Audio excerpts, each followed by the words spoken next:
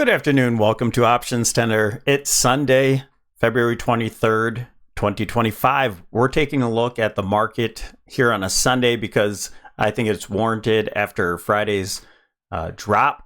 We did a midday update and we have a little bit of change from that time. So quite a relentless drop there, and I don't really think it's over yet. So what we're going to do is the top-down analysis, and I'm also, in the next few episodes, going to introduce some of those recession indicators that we talk about every once in a while.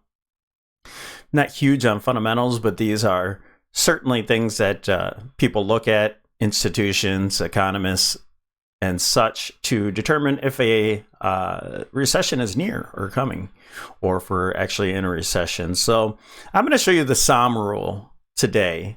And if you want to get this information, much quicker in these videos, put it on 1.25 or 1.5 speed, it speed up and you can watch more videos in less time. So we're going to do our traditional analysis, but we're going to look at the Sahm Rule while we're on the monthly time frame and kind of show what the recessions look like when the Sahm Rule happens. Now, I don't think we have information going very far back, but all right, I think the 70s is where we go back to. Okay, so let's jump into it. We have SPX and the monthly time frame, just showing our regular analysis. We're constantly talking about that 1929 trend line connects with the 2000 trend line to 2025. And also in confluence, we have a potential channel that's happening with a trend line connecting from 2008, 2021, or 22 for the SPX and Qs. They topped out in 21 and 25 confluence. Okay, so that's what we've been rejecting off of 3 or 4 times now. I think officially 3 times. And we'll look at that in a lower time frame because I want to show you exactly what I'm looking for the market move going into tomorrow, Monday. Okay, so while we're on this monthly time frame, let's pull up the Sahm Rule, and you can look at this yourself on the Fred website there. You can just look at the Fred St. Louis and look for Sahm Rule Recession Indicator. So they do all the calculating out for you. Essentially, it's the unemployment rate rising 0.5% relative to its low in the last 12 months.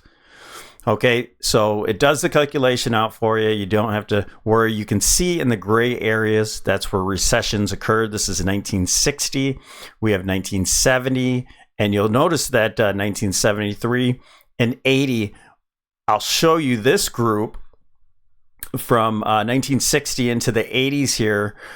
And that's what I was talking about with it. It's kind of a diamond formation, a long time.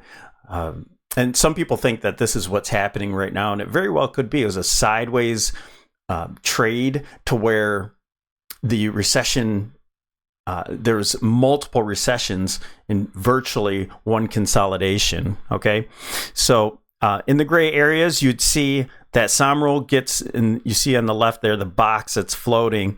You get to that 0.5 indicator, and that's typically when the recession is indicating there. And this is already triggered here at the 0.53. It's gone down a little bit, but we suspect that should continue higher. So once it triggers, that's when the recession comes. It doesn't trigger and then go back and then trigger again. It's not how it works. It's been perfect every single time since the 1960s and 70s. So let's go back and look at the 1960s all the way to the 80s.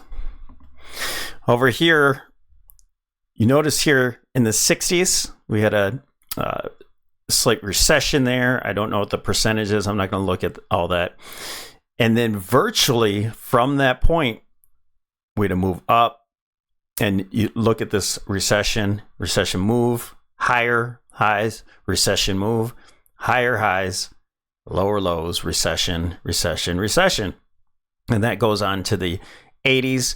And virtually that's one consolidation area before a breakout. Now, if you'll notice, we had another trigger here in the 90s, and that, in my opinion, is false. I'm not sure that can be considered a recession there, but it certainly was a pullback, and then after that, a move higher where you get into the 2008, and we'll just click back here just for a moment, and then we'll continue on with our analysis. So for those of you that need to know, Claudia Sahm was the economist for the U.S. She worked at the Federal Reserve. So she came up with this indicator. So here's 2000. Here's 2008. And we even had one in 2020 for the Corona crash. And we're here now. Okay, it already triggered. Okay, back to the charts. And now we'll zoom through this. Let's go over to SPY. And we'll see virtually the same thing. We just don't have that kind of information. SPY didn't start until the 90s, so the ETF. And so we go here. We're back at this confluence. We can do the 2008, 2021 now. And if we're looking at the candles itself, once again, you guys, we talked about this. We talked about the 605 level. Price having trouble. Now, I know the month isn't over yet. We have a few days left.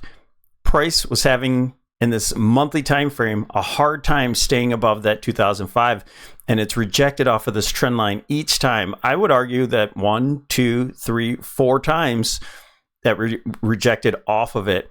And you see the wicks constantly at 605, the wicks there. So we're back into this range. In my opinion, it's a fake break. I think we start to reverse. Even if we just have a reversal candle like this month, I think we'll see some follow through in the future. And then we'll pay attention to that 8 EMA, which is a momentum indicator in the monthly time frame. We're still above that. Going to the weekly. So this will be an important monthly close here. So we're trend line here, we're forming this bearish rising wedge. We're back into those trend lines once again, the confluence 1, 2, 3, 4, and many times on the weekly time frame we rejected it, throw over, failed, which gave us a good correction here. Breakdown, breakdown, breakdown. All these touches there. Okay, price is having a hard time. It's getting rejected each and every time from that same trend line. Okay, so the weekly candle, nice bearish engulfing candle into the 8 EMA, and also at a good support area there, getting back into the range. So let's see exactly what happens starting on Monday. Do we get a reaction, or do we continue straight down to this 20 moving average? And then at one of these points, one of these 2 points, I do think we'll have some sort of reaction there. But ultimately, I think even the week might end up lower, breaking down from this trend line, which is so important, along with this 20-week moving average, which is would be devastating to lose that here. Now, we've held it over and over as our trend indicator on the weekly, the 20 moving average. And I know in the Discord we're talking about the kiss of death. Somebody had asked about the Tesla kiss of death. We broke underneath the 20-week moving average, kissed it in the weekly time frame. More arguing the daily time frame, but I want to see a breakdown. This is, Tesla wasn't. I don't think this is a good example. I think we want to see a breakdown. Go test. Ultimately, this 50-week moving average, the breakout point here, a really good level of resistance and will be support, in my opinion. And I think we'll have a nice move down here. And then we want to kiss the 20 moving average with the lower high back to that 20-week moving average and break down from there. I think that will be a true kiss of death type situation. Now, nothing's perfect. Doesn't happen this way. This was more down here. This was more like what maybe Tesla was doing, where you got underneath it and you kissed it, not a very deep move, and then got right back above it. All right. nothing very serious. This is more the situation that I think we're looking for. Okay, so the important level is the 565. It's actually I'll call it 560. It's the middle of the zone there. And we get this from, it was our final target here. We can always add on a 200%.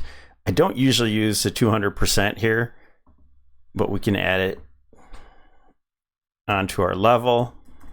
See if that held onto price action there. Okay, so we're rejecting off the exact 200%. I will start keeping this on my charts. It's very typical for this large, the 127, the 162, and I'll start using the 200% as well if price gets a little bit exuberant for especially individual names. So we're rejecting directly off this 200%. I haven't looked at this before. We're doing this real time. And the next level down here would be a very important 162. And you can see how important it was, rejected very hard each time. So I think that will become support. Now, time and price, we did exactly what we're looking for. Price got all the way up to the 200%. I'm going to use that often now. It got up to the 200%. And where did that come from? Came from this correction from 2021 down to 2022 bottom. Okay. And then the retracements happened in between. And the retracements, once we got above the 100%, now we got the extensions there from the retracement tool. Okay. That's where that comes from. Now we have this cluster that we can remove here. We're looking for a top. In my opinion, we don't have proof on the weekly time frame, but in my opinion, I think we topped. You hit important levels right in time. Time and price says we topped. Okay, now we have another cluster here going into April.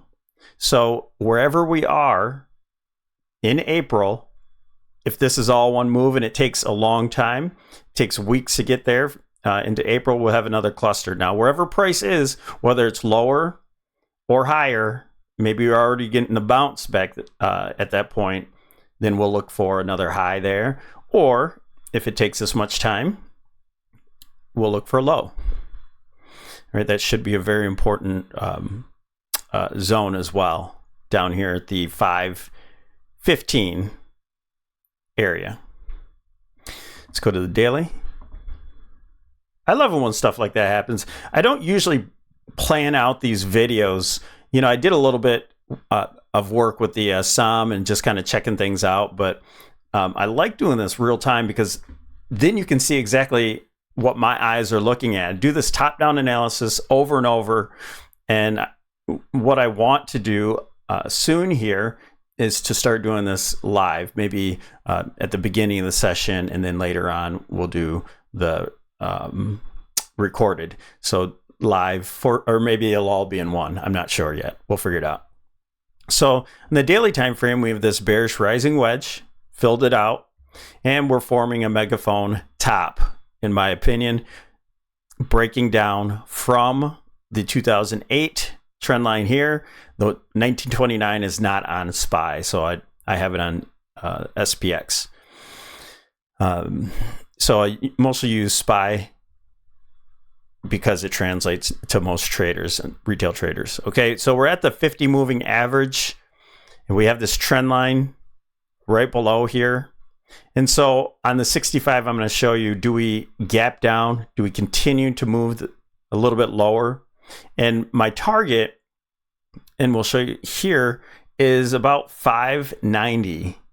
And that's important. First of all, you have the 100 moving average at 592. And then you have the lows here about 590. So I think we're going to test the lows. But if we bounce beforehand, then I think we'll get a lower high here before breaking this trend line. And I'll show you exactly what that looks like. Okay, so for time and price purposes,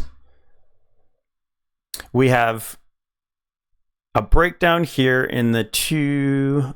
All right, so here's for the weekend. I can remove these already.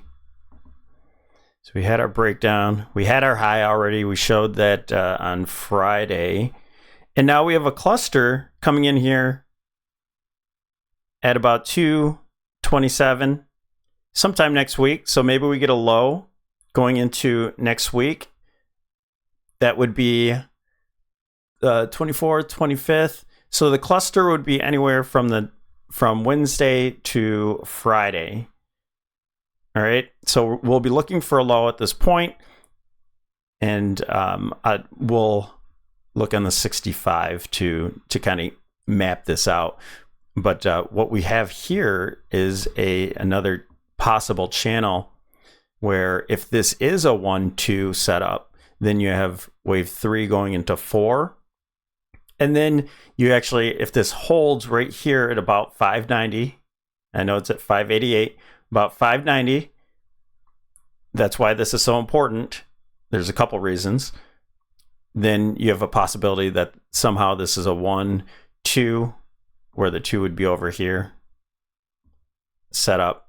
Maybe this is a 1A, expanded B, C, and you go higher. Okay, so we'll look when that comes into play, 590. But either way, I think we get a reaction there. So let's go down to the 65 so we can kind of map that out for you. In a traditional sense, we'll already have broken down from that trend line. Okay, so it's a major trend line. We're really eyeing that like a hawk. Here's the top of the megaphone throw over. It did not throw over an SPX. SPX hit it to the tick and rejected off it. SPY did, and here it looks like we have an incomplete structure, and that's what I want to talk about.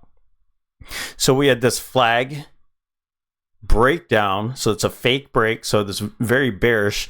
If we gap or continue lower going into next week, into Monday, then we have a possibility that this is a 5-wave impulse lower. And you notice where this bottom of the flag, this channel, the options expected move, the gap, all confluence, and also that channel I was talking about, all confluence right here at 590. So 590 is going to be important. And so the most likely scenario is that we break down further with a small bounce in between, and then we back test that trend line that we broke down from off of the 590. So that's exactly what I'm looking for. But let's say that price holds off here and bounces before breaking down. Now what are we looking for? Okay, now most people say, well, that's a 3-wave move, so that's a correction. Okay, that's a possibility. I think it's doubtful, seeing all the overhead resistance that we have, but we have to keep that in mind if price continues to move higher. Okay, now the 3-wave move I think could be very tricky, because in the beginning of moves and at the end of moves, nothing is clear.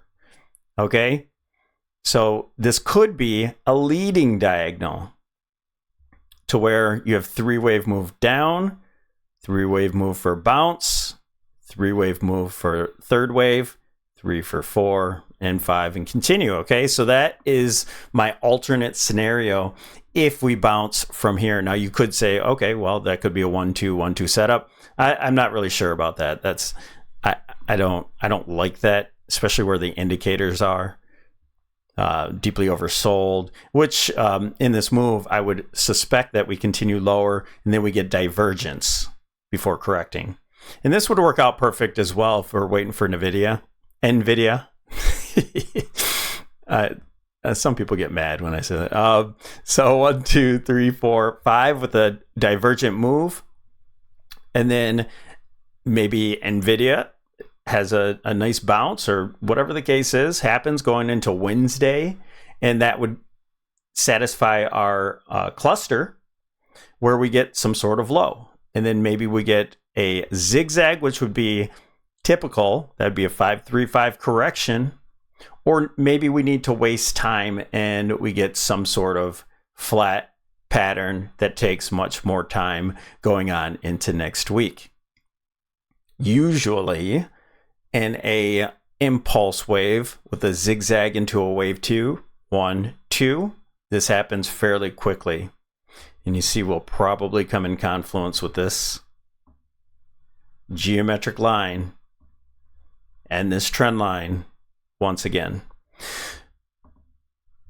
Let's change boards and see if we can get some time and price in here. So we were talking about this in the Discord today on Sunday, and this looked incomplete. And we even went down to the 15 minutes. So that's where we get these yellow lines here. So we might maybe gap up, maybe a slight gap and then fail, or start off, flat and then get a slight bounce here, just a sideways maybe flag or triangle, okay, for this very minute wave here. Very, very minute. So what I'm looking for is in the white, a 1, 2, and then wave 3 is incomplete, where we should have a 4, 5 on the lower degree. We have a shallow bounce for wave 4, and that can become, since this was sharp, this could be, it looks like a flat pattern, not really a zigzag. So this still could be sharp, but usually if this one is a sharp move here, usually you get some sort of flat pattern or triangle to waste time into wave 4. So we won't be trading this any different. We might just add on some puts if this does break down from the trend line. So we'd backtest that trend line that we were talking about earlier. It also happens to be this 599, super important horizontal support and resistance, okay? This is clearly important. We gap over it, we hold it, we hold. Now, so we probably backtest that, and we get that low into the cluster here for, what is that, the 25th. So maybe turn around Tuesday. So there's a little cluster here on the lower time frame to where that might be more precise of our bottom here. And that's just a minor bottom, get a bounce and a 4, and then complete 5. Now 5, I would imagine could come down here to 588, maybe a spike down there and hold. So we'll be looking for that range at 590. All right, so it could spike down and give us a fake break, and that would be the 62% retracement. I don't know if I need to adjust that. I might look at that a little bit later. I don't want to do that now because we had a new high here. I don't know if I adjusted it to that new high, okay? So with that low, that could be the actual low in the cluster of lows on the daily time frame, where we have our actual low there, a little bit higher degree low, and then we get a retracement, some sort of ABC retracement for a larger degree 1 into 2, and then that wave 3 should continue down faster, stronger, harder. Okay, and then we'll be looking for a 4 or 5 into lower prices at the bottom of this megaphone, going into the confluence of that 560 that I was talking about. Okay, so I'm not going to map it all out, but maybe get a 3, wave 3 that's longer, wave 4, depending on what wave 2 looks like. When you get the 1, 2, if that's a sharp move, then we'll look for time to be wasted for a flat pattern or a triangle, okay? And then we'll look for the last move into the 560 zone. And that could go all the way down to 555 as well. All right, and where do we get that from? Not only do we have the confluence of that megaphone, that expanding pattern, but we also have the consolidation zones here that make a really good, and this is our major level right here, but it doesn't happen often where you break down exactly at that level like these two did. It's more likely with that momentum to the downside that we'll have a spike through there. And this is also the, that's also a trend line there, a geometric line from the 2000 trend line tagging 2021 top. Okay, it's a little bit more shallow, and that's a whole confluence there where I think that price makes it down to, and then has a larger degree. That's wave 1, and now we have a larger wave 2. And so this whole thing that pans out should be a 5-wave move into these lows, into this target area, into a wave 2, which should be pretty sharp move, and that will be the kiss of death that should hold at the 20-week moving average after this is said and done. Okay, and it looks like April could be that area. That's what we were talking about a little bit earlier with that with the time cluster there. Okay, this is March. We have early April, somewhere around that zone, and we'll keep an eye on that and get a little bit more precise after we see what these moves, what happens with these moves. But this so far is the dominant. I think that we break the trend line, back test it a couple times, break down, and we get this move. Now this, we should have a bounce and then a lower. So maybe we get the bounce. Maybe this is wave 3 and directly into this move. And then we get a little bounce for wave 4. That wastes a little time, and then we fail down into the zone deeper. Okay, so that's a possibility. All right, enough time spent there. Let's go to the daily time frames for the rest of this video. Here's our megaphone pattern. It's a fake break. That's very bearish. We have a little bit more room. The Qs could drag us down to the 50, spike through, and that could lead us to the wave 1 into wave 2. SMH. SMH, we had that beautiful trend line that we talked about a couple different times. We had this megaphone type pattern with the rest of the market. Back tested that trend line after holding it a couple times, broke down with the gap, back tested that trend line, and we're breaking back down. IWM broke down from this trend line, formed a consolidation area, broke down from it. Might get a reaction off of the 200, but I do think that we lose this 200 moving average at some point next week. This, in my opinion, is a 1-2 setup, and we're going 1-2. And so this wave 3, we might not even get a reaction, might get a gap down, just continuation lower, seeing that this is a wave 3 of 3 to the downside. And for all of you that have been paying attention, this is what we're looking for. Since 2021, that peak, we have that big dip here. I think this is the A that's complete, up to B that is now complete, and we're looking for 1, 2, 3, 4, and 5 wave move to test the lows here. This should be a pretty relentless move here. DIA starting to break down from a lot of different levels. And the last time we talked about DIA, the diamonds on the daily time frame, you had a lot of things happening here. The two things that we're looking at were the triangle, whether it's going to break up or break down. It broke down. That gave us a clue that the market is breaking down. And then I said this level right here at 433, 445, I might have said, that zone. That's the important area where I think breaks down from here. Then you have pretty much all important levels broken down from. And I think this continues, again, pretty relentlessly at this point. VIX. The VIX, this is just pretty, okay? We had the weekly bullish falling wedge, broke out of, massive move into another bullish falling wedge, a breakout, and we're just consolidating for the next move. So this move was complete, right? This one is just getting started. I think this is the first wave of this. We consolidated that huge move in time, and we're rejecting right off of this downtrend line, right, into a triangle.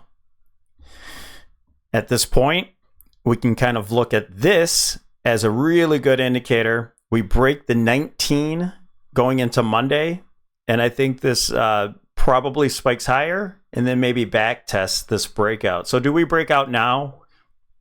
Or do we get a pullback here, which means the market is going to go higher first and then break out here? Okay, so that's the two scenarios that I was talking about on SPY in the 65, but the inverse.